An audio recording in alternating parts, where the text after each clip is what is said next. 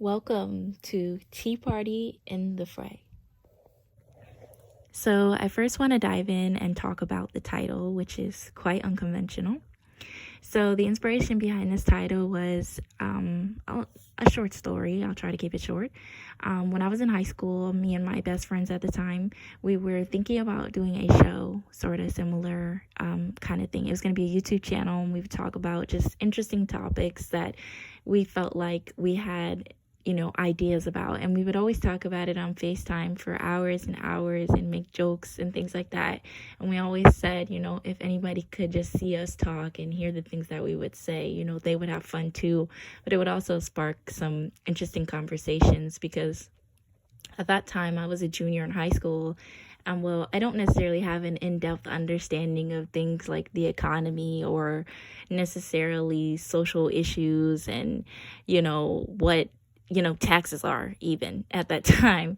So my understanding of things is quite shallow, and it's probably mostly lived experience, although we were still very, very intellectual and very smart. I also find it very interesting that even though we had a sort of naivete being in high school, that the things that we would say, while they might not be very plausible, considering that there are things like policy and how a policy gets passed and leadership and how one goes about doing those kind of things and making those sort of big changes, there is a sort of irony in how simple that we see things. And that's something I would hope that people don't lose sight of, because I feel like when all the complexities start to get factored in of how you have to do things and in a certain order and in a specific way, it makes it seem like things are a lot harder than they are.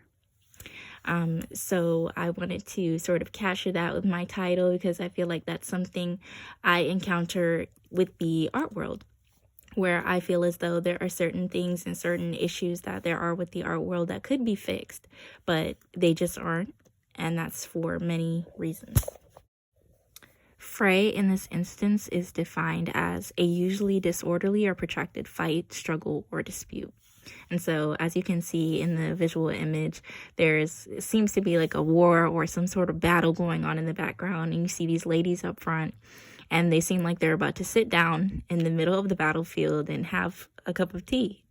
So I thought that was pretty funny and ironic in its own different ways.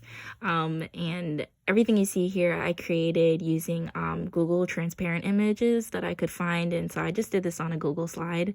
I didn't have access to Adobe Photoshop like I kind of wanted to, but I kind of suck at using Adobe Photoshop. So there's no love lost there. I honestly think it wouldn't have been as good as this. So while it may seem like these women in this image are blissfully unaware or severely misguided, they are actually aware of what's going on in this image, but they are choosing to sit down and have tea on the battlefield. So kind of, why shed blood when you can share tea?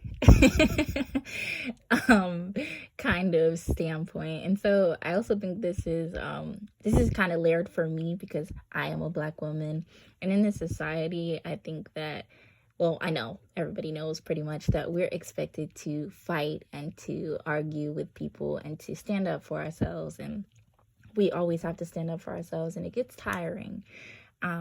So I don't think that in this case the femininity is displayed as a way of excusing us from taking charge of our lives and for participating, but you can always choose what you decide to participate in, and you can also choose how you want to participate. Technically, if you take in the full, aspect of this scenery, they are still actively participating in this scenery, just not as soldiers.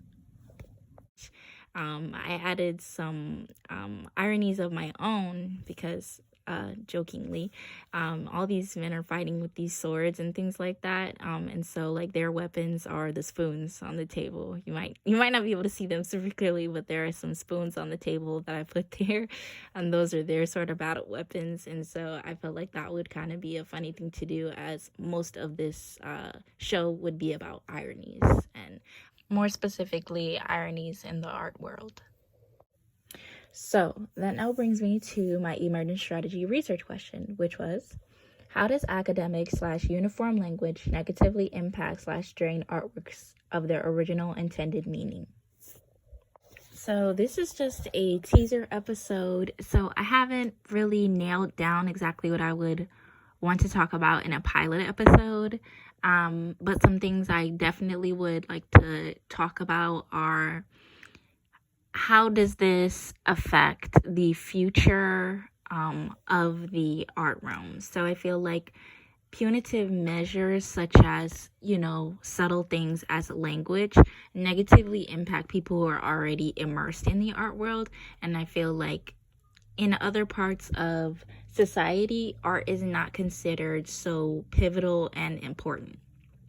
And so I think it's also really harmful for in the art world for there to be a sort of culture that decides what is of value and what is not based upon names and numbers, money, and connections. So I wanted to highlight that in my show and to talk about how that is going to possibly isolate the art world to a point where there wouldn't be an art world anymore. It would just be purely business taking over the art world, or business ways of thinking that would pollute the creativity of most people's minds. In my research, I primarily focused on outsider artists and placards that are placed with arts. So what kind of information are they able to provide for the public, but also how are they providing that information? So in this case, I was basically studying the outsider artist as this no longer acceptable term to use to describe artists, but it is a term that was meant to describe artists specifically who were self-taught. So they hadn't received any sort of education or formal mentorship of any kind, but they had developed their own talents on their own time, either reading books or purely just whatever ways they could get that information, possibly YouTube even. I'm considering, some more modern ways of learning different artistic skills. Maybe they considered because they possibly maybe didn't have access to higher education on art, or maybe the way that art is taught in school is not exactly conducive for them. This was an idea I sort of stumbled upon in my research that highlighted how outsider artists are the inspiration for insider artists. And this occurs, this sort of adopting of personality traits of even like ideas everybody's kind of familiar with the starving artist, or the I don't know how to exactly describe this, but kind of like the dark brooding type who's like an artist, and it's they're a person who just is very different from everybody else. And there's this sort of commodification of these identities by people who are considered insider artists, purely because they lose inspiration over time due to the pressure that is placed on them by capitalistic needs. Of course, there's a supply and then there's a demand. And when you're a part of capitalism, if you're not supplying, then most likely you're demanding. So, however, outsider artists, for some reason, do not meet the demand of this need for these kind of identities and this kind of original art that nobody's ever seen before, purely because their names are unknown or because they don't have the proper connections. Which means you probably aren't seeing any of these artists being featured in museums or galleries, purely because potentially their art could be being reproduced by somebody who has that connection and has drawn inspiration from their work, which is sort of, disturbing to think about. Which brings me to my next point, in which I want to hold art institutions accountable for maybe not creating this environment, but also not addressing the issues that lie in this sort of environment that prioritizes competition and connections over art and what we're all here for. But I think that has something to do with, if there is no elitism in art, what separates the art you see in a museum from the art that you make at home? arts and crafts is, and I think that that's a issue that a lot of institutions run into when it comes to thinking about how to address these issues, such as repatriation and featuring more BIPOC artists. They struggle with these kind of more inclusive ways of viewing art, I think partially because if there isn't a divide, what is the value of the art world itself? Which is actually sad, because my whole point of my question is basically it's meant to be ironic of why is there exclusivity in a realm that is purely based upon imagination and a sort of fantasy and a sort of madness that you have to have just a little bit of, of an expansive mind just to think, to see, to create the things that you want to see that don't exist, to draw inspiration from things that normally someone would just view a tree and just be like, yep, it's a tree, but you actually want to translate it onto a canvas in your own abstract style or your own realist style. There has to be some sort of, something different about you, but I think that museums sort of push back on that because now that it has become such a way in which they get consistent capital, they feel like there's no more need, I guess, for originality. There's no more space for originality because the business side of things has taken over. This made me think about the film industry and how people are really getting tired of seeing movies that they've already seen before. It used to take them a long time before they would do a remake, I feel like, but now they're just coming out of the woodworks. And it's stuff that I've seen when I was a kid. They used to take a lot longer time because things like The Parent Trap, that came out before I was born, a few years before I was born in 98. But the old one had come out in 1961. That's a good portion of time before they decided to remake it because they were making other films. And maybe those were also remakes, but I don't know. For the sake of my point, all I'm saying is things, they're not allowing them to be ephemeral. They turn them into franchises because they don't want to take the time to build up a fan base, because things like Marvel already have a fan base and they can milk them for every dollar that they have every time they put out a movie. And that's what they've been doing. They've been putting things on Disney Plus. They've been making shows out of it. And now they're putting out a movie almost every year. It used to take about 3 years before I feel like you would see a Marvel movie again come out in theaters, and it was an exciting thing when I was a kid. That's all my family used to watch. It was like the Transformer movies and the Marvel movies, but now it's become such a cash grab that the stories lack good writing.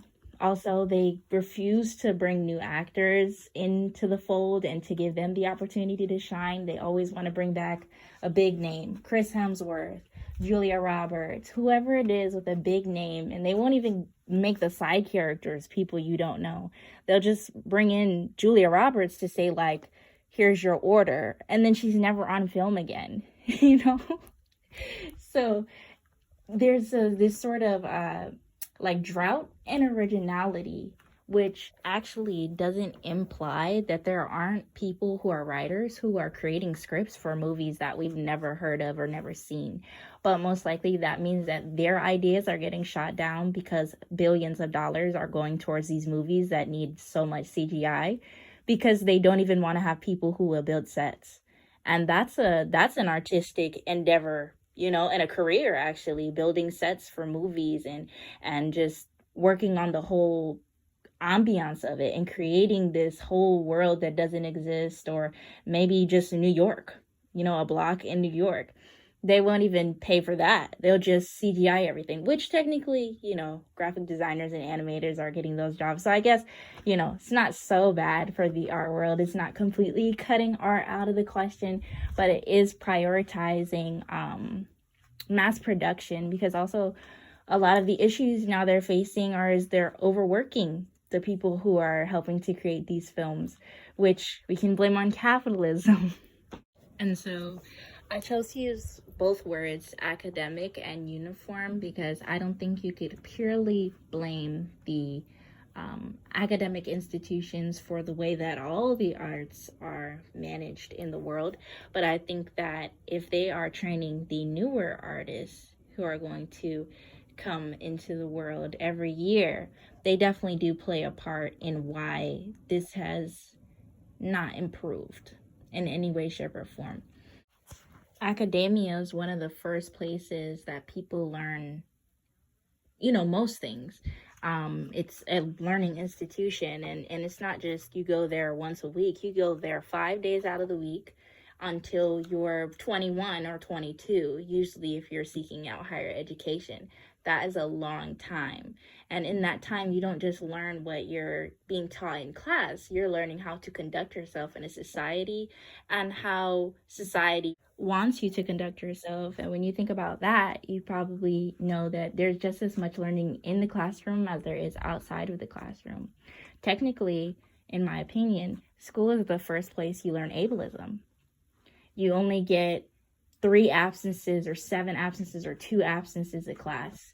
And then if you're out sick, you have to bring in a doctor's note. But if you're out sick and you can't do your work, it's still late. Or you still have to turn it in, but you still have work to do because there's work that's coming up on the day that you come back.